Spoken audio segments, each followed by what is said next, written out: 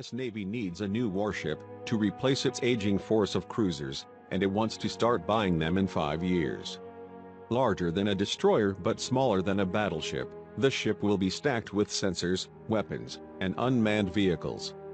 The Navy believes the new ship, which will probably cost more than $2 billion each, is needed to retain the ability to protect America's aircraft carriers and allies from attack. In the 1980s, the U.S. Navy built 27 Ticonderoga-class guided missile cruisers. The TICOs were expressly designed to act as a floating bodyguard for aircraft carriers. The cruisers protect aircraft carriers from attack by detecting, tracking, and shooting down swarms of incoming anti-ship missiles launched by Soviet bombers.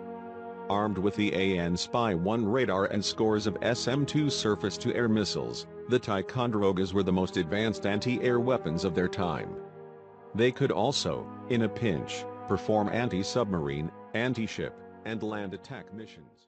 Today 22 of the missile cruisers are still in service, and their 2 5-inch guns and 122 Mk-41 vertical launch missile silos make them formidable adversaries.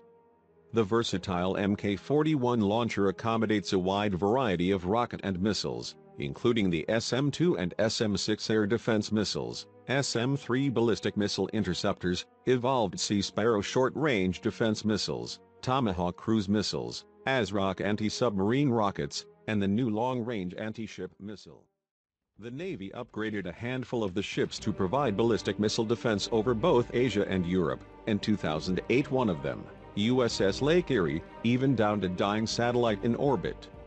From subsea to space, the Ticonderogas can do it all. There's one problem with the ships: they're getting old. The oldest of the ships, Bunker Hill, was commissioned in 1986. The U.S. Navy tried to design and build replacements for the cruisers at least twice, and each time the effort has come to naught. Now, the Navy wants to replace them with a new class of ship, ordering the first in 2022 or 2023. According to Defense News, the Navy's Chief of Naval Operations Director of Surface Warfare has commissioned a large surface combatant requirements evaluation team to determine what the new class of ships will look like.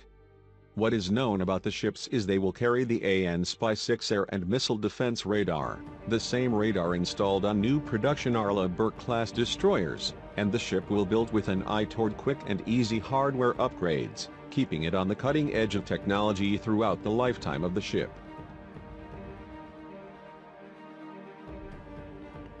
If we look at trends in military technology and the direction warfare is headed in, we can guess a little bit about what the rest of the ship will look like. The Navy says strictly speaking the new ship won't be a cruiser, but it will keep true to its cruiser roots, heavily weighted towards protecting carriers from aerial threats.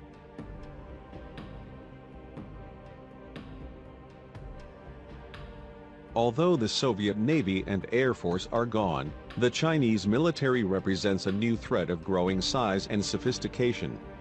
Modern carrier battle groups must contend with new weapons, including the Chinese DF-21D anti-ship ballistic missile and Russian Kitesail hypersonic air-launched ballistic missile. The future air defender will have to look higher and shoot farther than ever before.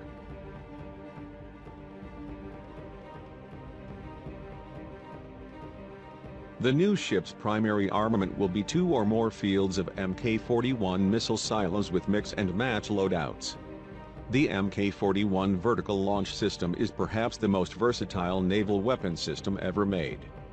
By adjusting the mix of missiles, the Navy can easily adjust the ship's mission, from air defender to ship killer. The Ticonderogas have 122 silos, but the increase in missions, particularly missile defense, means the future ship will carry more.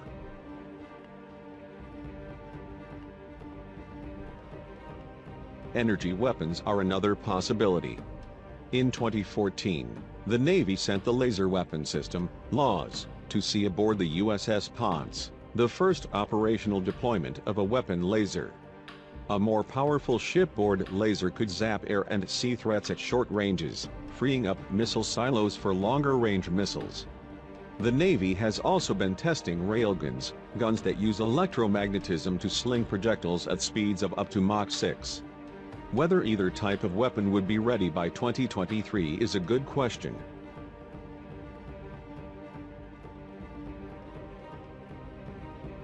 Sensors are arguably the most important part of the ship.